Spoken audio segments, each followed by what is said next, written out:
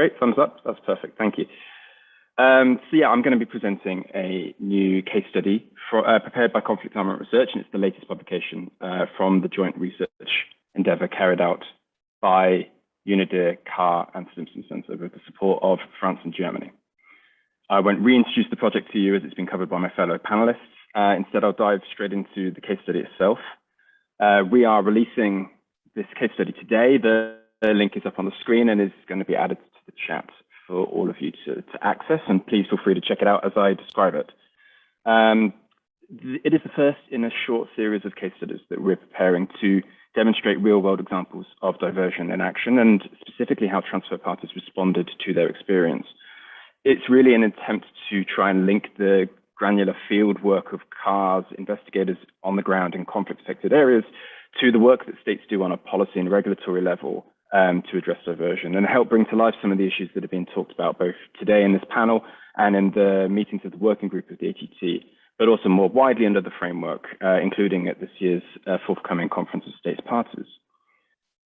Really, the focus of the case studies is on trying to unwrap a little bit, a bit like Anna's just described, unwrap a little bit some of the conceptual framework of how states can build an enabling environment to better prevent, mitigate, and address cases of diversion. This first example looks at the experience of Switzerland and their work in responding to case of diversion that they experienced in 2012 by introducing post-shipment verification, as Nicola said, and I would really be remiss of me not to take the moment to acknowledge and thank Nicola and his colleagues at SECO for their support and participation in the preparation of this case study. So I guess somewhat as a chapeau to the case study itself, last year's CAR's field investigators were on the ground in northeast Syria, and where they've been working to document illicit material that had been recovered from Islamic State forces and other unauthorized actors operating in the area. And on the 7th of April last year, investigators encountered an HG-85 grenade near the city of Manbij in Aleppo Governorate. And the grenade had been recovered by internal security forces in a series of operations against sleeper cells reputedly affiliated with Islamic State. As is CAR's standard practice, investigators documented all the marks on the components of the item and identified this grenade as having been manufactured by the Swiss company Rurag Amotek. And so our tracing unit initiated an investigation, sending a trace request to our colleagues at SECO. Now, ordinarily, when CAR submits trace requests, it acts very often as an early warning alert to states. Our investigators are on the ground in conflict locations, so those are normally places where end-use monitoring is extremely difficult, and visibility of what is happening to weapons is often hard to get. And so when our trace requests come through, those can often be the first way in which a licensing authority or manufacturing state is made aware that diversion has taken place and that the items are in the possession of an unauthorized user. In this particular case, this grenade is really, think of it as the latest echo of a case of diversion that first came to light a decade earlier. The very first reports of diversion and the possibility that Swiss grenades were present in Syria came about on the 1st of July 2012, when a Swiss newspaper ran a story based on a photograph that had been taken by a journalist in Aleppo Governorate who saw a grenade in the possession of the Free Syrian Army fighters. Now, Switzerland had earlier implemented an arms embargo against Syria, bringing itself in line with the sanctions package that the EU had adopted the year previously at the outbreak of the civil war in the country. Moreover, the Swiss record showed that no transfers had been made to Syria since at least 1998, when the War Material Act came into force. So the presence of grenades in Syria, let alone in the possession of a non-state group in the country, was readily identified as a possible diversion. The case study follows the chronology of this case in some depth. It really looks at every step along the way of how they were notified, what they did in immediate response to the case, how Swiss authorities unpacked what had happened and took appropriate measures in response to it. In this presentation, I'm going to focus on three main measures that I think really demonstrate some of the different practical and systemic steps that states can take, and that Switzerland in this case took to strengthen its enabling environment to prevent and address diversion. And those three measures are, one, the establishment of a bilateral joint investigation committee with the importing authorities in this case. Number two, the introduction of systemic changes to national legislation. And then thirdly, as Nicola mentioned at the start, the development of a process to carry out post-shipment verification. So to take step one, the Joint Investigation Commission. The first reports of diversion, as I said, were released or materialized on the 1st of July. And on the 4th, Swiss authorities launched their own internal trace investigation and identified that the photograph grenade had originated from an authorized export from Switzerland in 2002 to the State Armed Forces of the Middle East state that was carried out and delivered in 2003. As a temporary measure, SECO immediately suspended pending applications to that recipient country and requested that any companies that were in the process of delivering and acting upon partially completed licenses should return them and cease deliveries while they attempted to identify what had happened. SECO also reached out to partner authorities in the embassy in Switzerland and then also the defense attaché in the recipient country itself to again make them aware of the reports and find out what had happened. And the result of this initial consultation was that on the 17th of July, just a couple of weeks after the reports first materialized, Switzerland and the recipient country together announced that they were establishing a joint investigation commission. And this is a notable response step, particularly because it demonstrates bilateral cooperation between the original exporter and the importer. This isn't always obviously practical to achieve, and it could depend very greatly on multiple factors, including the nature of the relationship between the exporter and importer at the time. In talking to Swiss officials, they said that in their experience, bilateral investigations are preferable to those that are conducted solely by the exporter. And not only are they more effective and can get the information more accessible, but they also help restore trust in a situation where it might have been affected negatively by an instance of diversion materializing. So the Joint Commission completed its work in September 2012. It took 2 months to conduct its investigation and identified that the original mechanism for diversion from the recipient country was through unauthorized re-export. This is the diversion analysis framework again that Anna has already described, and as we said, is intended to act as a way to help categorize and report on cases of diversion, including to forums such as the Diversion Information Exchange Forum and the ATT. And in this case, as I say, the identified mechanisms through which diversion had taken place was unauthorized re-export. Switzerland had authorized the export of more than 200,000 hand grenades to this recipient country in 2002, and they were delivered in 2003. And then in 2004, the original importer gifted a portion of the grenades that had been supplied by Switzerland to a third-party state also in the Middle East, not Syria, but a different government again, to support them in their counter-terrorism operations. The grenades were then subsequently lost from the custody of that third-party state. The means through which that further diversion occurred aren't made clear in the public results of the investigation.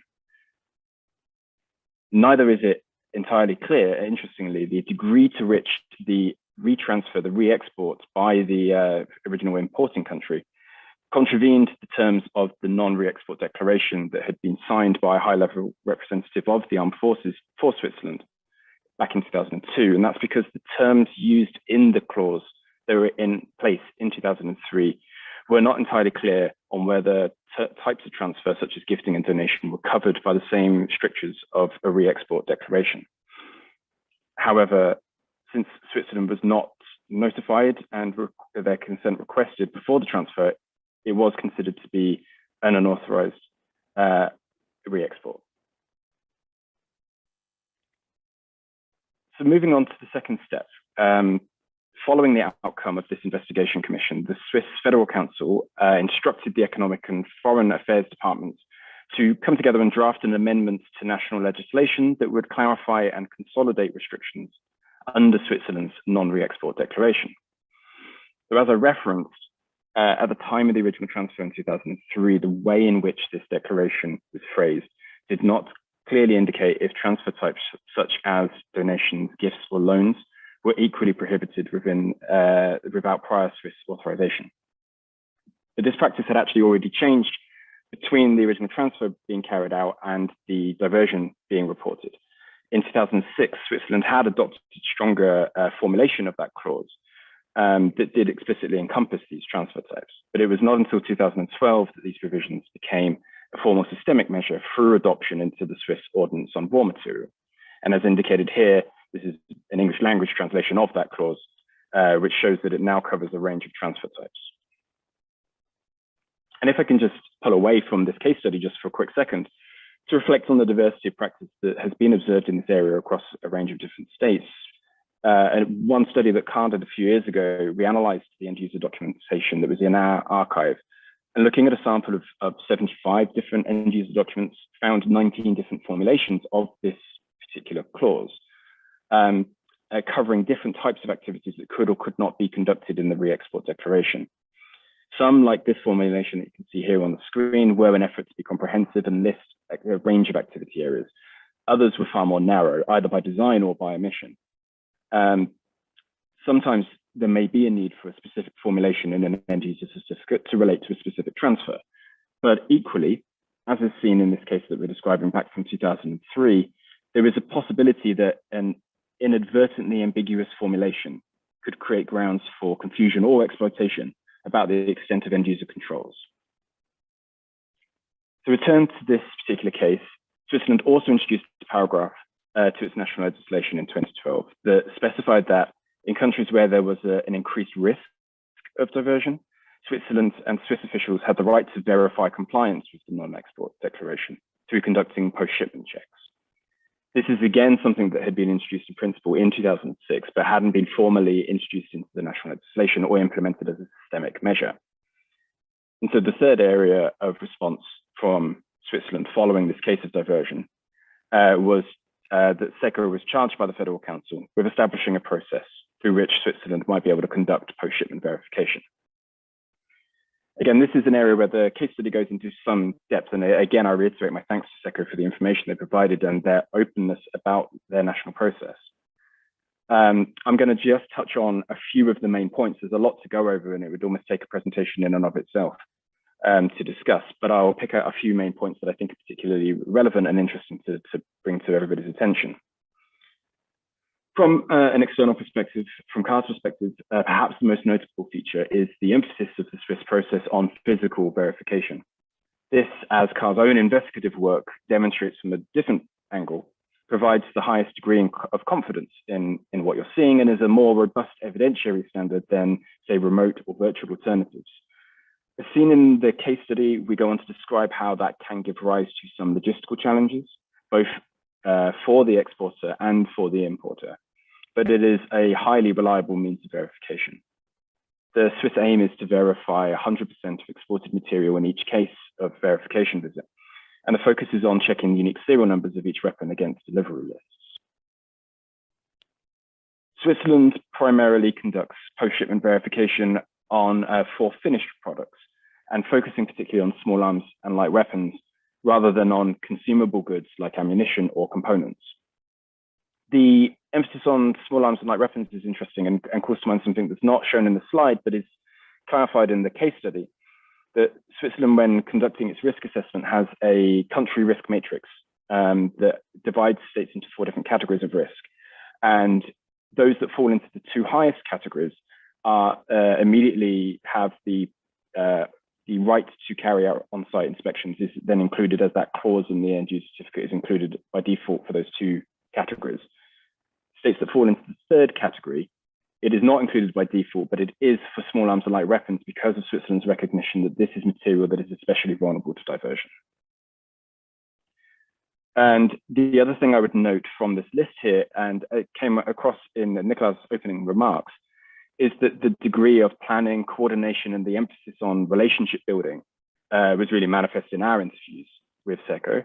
The average trip requires up to 6 months of organization and planning compared to typically, I believe, about 1 week of deployment, which illustrates the long lead-in time to identify the relevant partner authority, negotiate the practicalities of access, mitigate any concerns that may arise as a result of this process.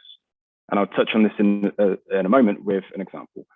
First, I'm going to talk about an example of the system in practice and post-shipment verification as a fact-finding endeavor and what happens when when it doesn't work as it's intended to.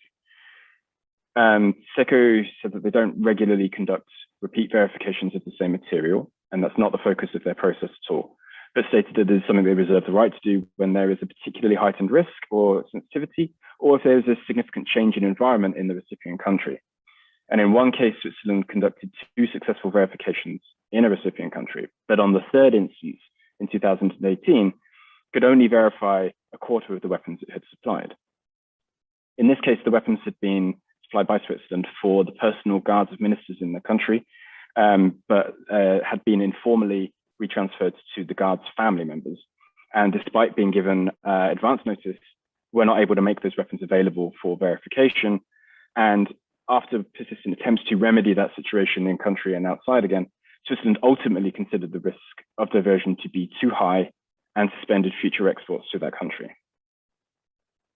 And to finish my presentation on an example that demonstrates the other aspects of post-shipment verification, which is, Nicolas said, treating it as a confidence building tool as well, which is a really important aspect of this procedure and this process.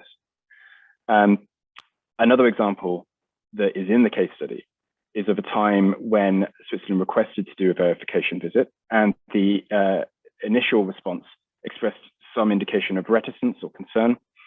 And SECO were able to identify that the end user in this case was a national intelligence authority, and that they had been storing the weapons supplied by Switzerland in a classified location. And the concern essentially was that Swiss access to the weapons necessitated access to a location that was secure and had to be denied on national security grounds. And as a result of that, and part of that long lead-in time, Switzerland were able to explain that their focus was on verifying that the material was in the hands of the end user that they had authorized to possess the weapons, not to document them in situ in that classified location. And so the material could be moved from that storage site to, in this case, a sporting facility, where Switzerland were able to satisfactorily conduct their verification. So I'll wrap it up there. Thank you for giving me the floor, and I'm happy to hear any questions later. Thanks very much. Thank you so much, Rob. It's really a fascinating case to sort of have the entirety of the situation sort of unfold as you laid it out. And I think a really positive example of where cooperation from states is not used to name and shame, but really to develop those best practice and tools to help prevent such diversions in the future. So thank you to the government of Switzerland, of course, for being so forthcoming, but also to CAR for really delineating the case from sort of beginning to end and explaining how utilizing tools such as the diversion analysis framework and the work that you all have done at CAR can really give us some insights into the issue of diversion. And speaking of states looking at issues of diversion, I am pleased to introduce our final speaker, Tom Nice, who's chair of the ATT Diversion Information Exchange Forum, and he will talk us through some of the work that the DIF is going to do to take identified or suspected cases of diversion and translate those into lessons learned and good practice for states parties, and some of the upcoming engagements that the DIF has planned. Tom is likely no stranger to many of you watching today, as he's a stalwart presence in international export controls and was a former chair of the ATT's working group on transparency and reporting, and a go-to source for questions about export controls and all things diversion related. So Tom, I will turn it over to you. Thank you, Rachel, for that all that praise in your introduction. I'll try to live up to that. But let me first also throw a thank you to all the organizations in the consortium for involving the DIF chair once again in this event that basically concerns the core of what the DO is or should be about, which is sharing information about suspected or detected diversion cases, as you said. I'm a bit sad not being there with you in Geneva, and I also do feel a bit like a fraud, because I think last year during your event at CSP7, I was probably convinced that I would have kickstarted the DIV already by now and would not still be talking in the future sense. At the time, During that event, I mostly spoke about the potential contribution of the diversion analysis framework to the work of the DIV. And spoiler alert, I will be repeating myself a little bit on that, I think. But it is important to highlight that. I will start, though, by confirming my belief that international cooperation through organized information exchange platforms such as the DIV is essential to meet the ATT's ambition to prevent diversion. And that should not be a surprise, as this belief was also the background of my initial proposal for a DIV all the way back in the CSP4 cycle. So in that regard, maybe let me again start with clarifying what the DIV is actually about in terms of activity and purpose. You can actually also find that in the terms of reference of the DIV on the ATT website. In those terms, they describe the DIV as a sui generis body for informal voluntary exchanges between ATT states parties and signatory states concerning concrete cases of detected or suspected diversion, and for sharing concrete operational diversion-related information. I want to highlight the words concrete and operational here. As I mentioned in the transparency group meeting earlier today, the purpose of the DIV is not states explaining the policy measures that they have put in place to prevent or address diversion, nor is it the purpose to discuss any guidance instruments. For that, there is the subgroup on diversion in the working group on effective treaty implementation. The DIV is about presenting concrete cases and sharing concrete operational information. We're talking about trafficking routes and illicit supply sources that were used in those cases, illicit brokers that were involved, destinations that were used for diversion, etc.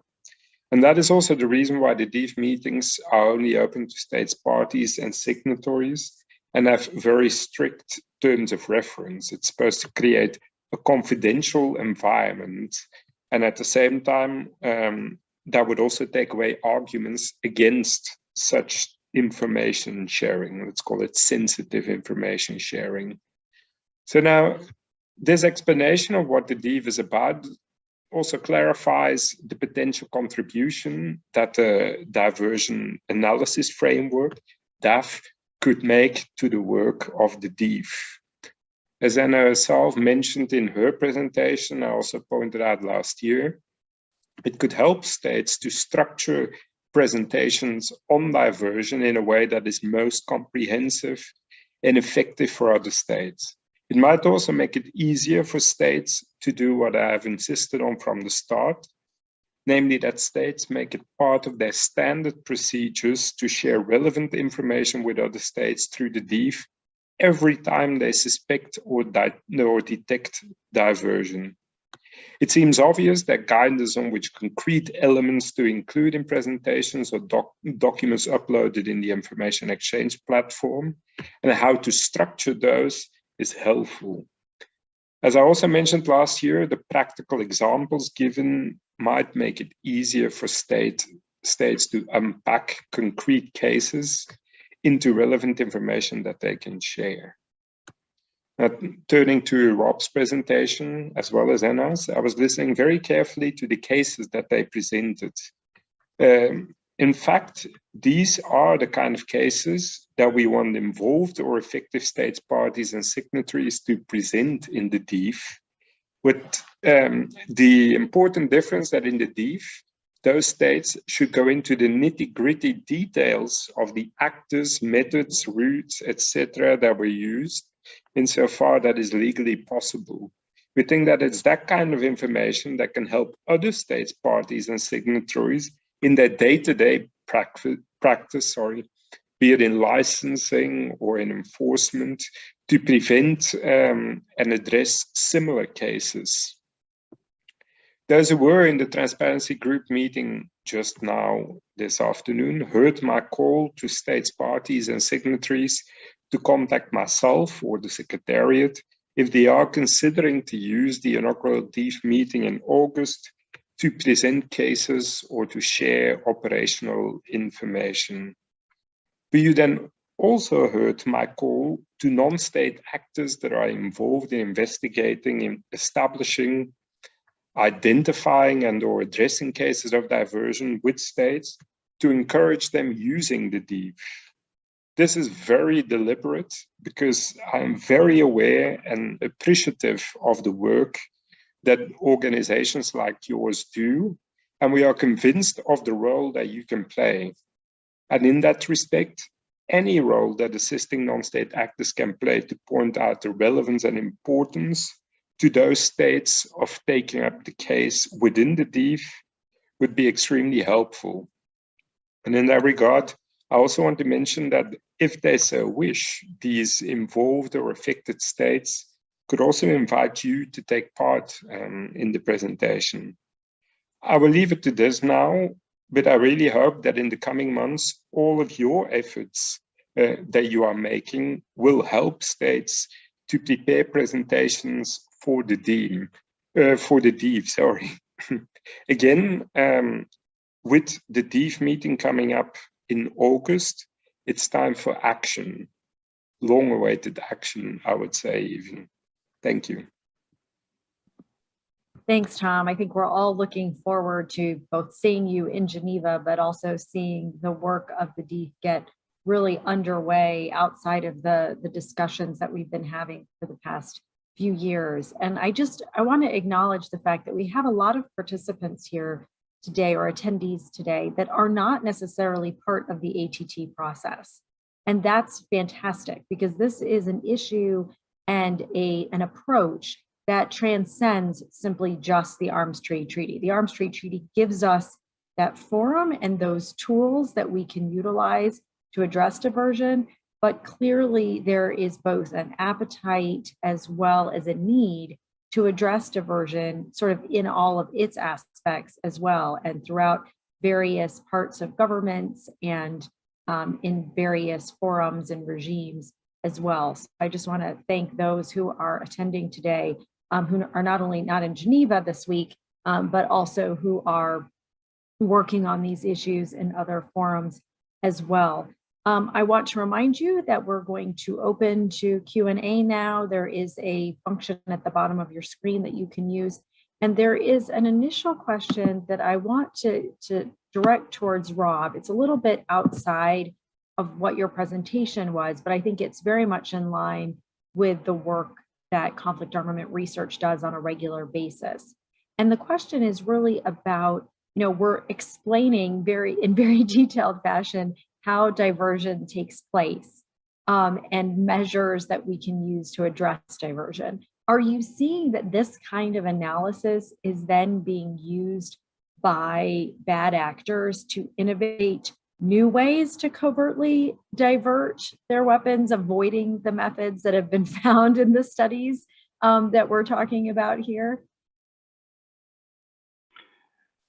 Well, that's an interesting question, and I'm grateful for it because I think it comes from it comes from a very responsible place about the purpose of reporting and who it's for and what impact it has. It also, to my mind, comes with almost not suggesting that the question has this perspective, but it comes also from a law enforcement perspective as well of the inevitable cat and mouse game of law enforcement and the response from the kind of criminal actor in that context, in the law enforcement context. To transfer that question to the context in which CAR works, I would say, firstly, it is actually something that we do consider. I would say that we have a very robust and rigorous reporting methodology, and we decide very carefully and have very serious conversations on quite a granular level about what information we choose to include in our public-facing reports and what aspects of the information we have need to go directly to a stakeholder and not into the public domain because it's not going to serve a public value. But I would also say that I don't think in real terms it is something that we're actually seeing evidence anywhere that this is like as a result of reporting on the causes and mechanisms of diversion, we see any change in evolution of practice in response to that. But it is something that we're vigilant about and take seriously, especially in our work of reporting on, say, dual use items and ID components. Thanks, Rob. Tom, there's a question for you about the DIF and whether the DIF will also share cases of unauthorized end use in line with the understanding of diversion that the ATT gives in its preamble. Well, thank you, Andrea, for that question. I will not be the one limiting the scope of what kind of diversion cases can be shared within the DIF. I mean, the DIF is going to be state-driven in the sense that it will rely on states, parties, and signatory states to bring cases and to bring information to it. So your question in that sense could also be more directed to all states, parties, and to all signatories, as in what they think they should bring to it. But again, as chair, I'm not going to limit the scope of what kind of case can be brought. The DIF is what the DIF becomes in some ways, right? The possibilities are limitless in terms of what states want to do. And so I think it is helpful to remind states to be as robust and descriptive in their cases and in the questions that they bring to the DIF. Rob, there's a question, and maybe Nicola, you may want to jump in on this as well. There's a question about whether you could speak more to Switzerland's verification efforts being primarily focused on finished or complete systems as opposed to components. So that's sort of part one. So I'll stop. Well, actually, I'll put it all together. If a state party then wanted to implement post-shipment verification mechanisms, but the exports themselves are components and not the full systems, how does that complicate or how does it affect those kinds of efforts? So the question that always seems to arise, if you take, the weapon apart and you ship it in various pieces, and maybe it's even in different shipments itself, trying to prevent that kind of diversion or mitigate that diversion or address that diversion versus sort of the full systems.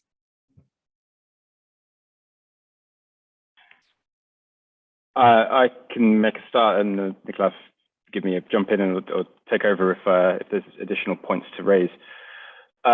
This is a question that I think has come to my mind as well. The Swiss practice, again, Nicolas can speak to it, but to me it seems like a very practically bound consideration, a practical decision. And inevitably, I think there are limits in the post-shipment verification approach to being able to verify a component that has been incorporated into a larger system, or for that matter, to check on the status of ammunition that has been expended and is no longer in the possession of the state. The tradition or the type of post-shipment verification we're talking about in the case study and in Swiss practice is harder to do for that material, and I think that is logical. It demonstrates to my mind that even in a very well-developed system, there are constraints, and unfortunately, those constraints include the ability to mitigate risks relating to notably vulnerable material. I'm not going to sit here and throw forward, I think, solutions to that problem. I think it is a very complicated problem. I think it's something that it could be serviced by more detailed focus in the ATT context, and sharing of experience is always valuable in this regard. I'm also not going to pass the buck entirely away from myself. I think one interesting thought, or one thought, is the purpose of post-shipment verification, specifically within a broader basket of post-transfer controls, if you like. The verification is done to ensure that the item has reached the end user and has stayed in the custody and possession of the end user. With components, it's equally possible to check that they have reached the end user just as well. It's adjusting the time frame and bringing it forwards. To check that it remains in the custody of the end user, it depends very much on how that component has been integrated into a larger system, what the purpose of that system is, and who that system is then with and in the custody of. If it is all with the end user, there may still be at least a paper trail that you can follow, if not an actual physical way of following and verifying it. But I think with components, maybe the answer lies in looking at other ways to enhance traceability of very vulnerable items after they have been reached their authorized end user. Thank you. Nicola, did you want to add anything since it was a question directed about Switzerland? It's also okay if you don't. No, I just can only say that I completely actually agree what Rob actually just explained about why we don't verify components and spare parts with the post-shipment verification, because really, if they are, for example, built into a large system, sometimes how to have a look at them is then to also to put them out again of the system, and this takes a lot of work. And so this is also really a practical reason why we don't have a focus on spare parts and components in post-shipment verification. But also, as Rob said, the post-shipment verification is one instrument among others for this diversion, to prevent diversion.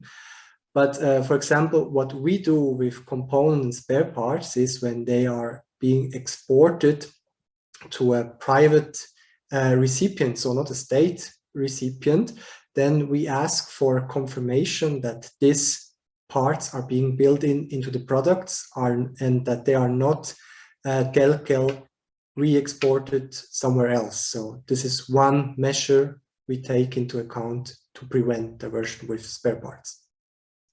Thank you, Rachel. Thank you, Nicola. Anna, I'm wondering, I'm going to try and combine some questions here. And I wonder if you can provide some practical advice to states, whether that is their ATT focal points, their national points of contact, how both they can use the DAF to help combat diversion, but also if you can talk a little bit about how states could potentially react when they discover this diversion using sort of the DAF framework. Thanks so much, Rachel, for this question. Starting from how states can use the DAF to support their documentation, analysis, and reporting on suspected or detected diversion cases. It starts by an understanding of the issue of diversion, unpacking the diversion case, and then finally drawing up the important elements from it. And this is why the DAF has been produced to support this unpacking exercise, because without unpacking the case, you'll actually not be able to identify the important elements or even analyze and then determine appropriate response measures. And so the DAF, by providing these four important elements, that is the what, the enabling factors. When you see the DAF or you access it, you'll see an explanation of these enabling factors, examples of them. And once you understand those, when you face a diversion case or detect one, you'll be able to identify or see these there. It also explains the points of diversion, that is the where, the different risks or vulnerabilities in the arms transfer chain, and you will be able to identify where the risks are in your national context, therefore be able to identify and analyze diversion cases. And then it follows with the actors and also the methods used. So to summarize this, just to say that diversion, like all other illicit activities, often does not present itself in a simple way. It often looks a little complex, complicated, and it's a dynamic interplay of different factors. And so this diversion analysis framework has been designed intentionally as a tool to support the unpacking of this complex scenario or incident, and also to support its analysis and also reporting or sharing information on such. Rachel, I hope this sufficiently answers it, but I'll be happy to add further information as we go on. Thank you, Anna. I think you did answer it. And there's a question I think that's both appropriate as a follow-up for the entire panel, whoever would like to answer it, but particularly you and Rob. Anna, you described 6 forms of diversion in your remarks. And the question is, can you find all of these kinds in the same shipment? Or perhaps you could talk about how there are multiple ways in which the interplay, you just talked about the interconnectedness between many of these mechanisms. So I wonder if you and or Rob, and then if Tom or Nicola, you want to jump in, you could answer that question. Thanks, Rachel, and thanks for the person who asked the question, but maybe a point of correction earlier. I do not remember describing 6 forms of diversion, but perhaps I provided 6 different examples of enabling factors or methods used or others. So just a point of correction on that one. But I shared the link to the diversion analysis framework so the person can consult it to have more specific details on the types and the forms and others. But the question was, have we ever seen all these 6 different elements or interplaying in one case? I'm yet to come across one, but I can only confirm at this stage that I haven't seen a diversion case that there was only one element or method that was used. Different, most of the time, especially in terms of actors, you will see all 3 different types of actors there. Perhaps, for example, it started from a government official illegally selling some arms from there, and then a private broker selling them to a private broker, and then the private broker then taking them and also reselling them to a non-state armed group or actors. So over there, we have all the 3 different actors occurring already. And then with regards to maybe the incident points, there are certain types of diversion or methods that can be used in all the different stages of the transfer chain as well. And so if I could get the 6 different forms, so what specific item the person was asking about, I could answer better. But just to say that indeed, it's always a complex interplay of different methods, means used, enabling fact checks existing, and even actors. And yeah, they could be as complex as you can imagine them to be. Thanks, Rachel, and over to you. Thanks, Anna. I think that the answer as you gave it is really helpful in demonstrating that diversion is not linear and is not a simple example of just weapons not being where they're supposed to be or being used how they are supposed to be used, that there are many different entry points and exit points and actors involved along the chain that make this issue so complicated.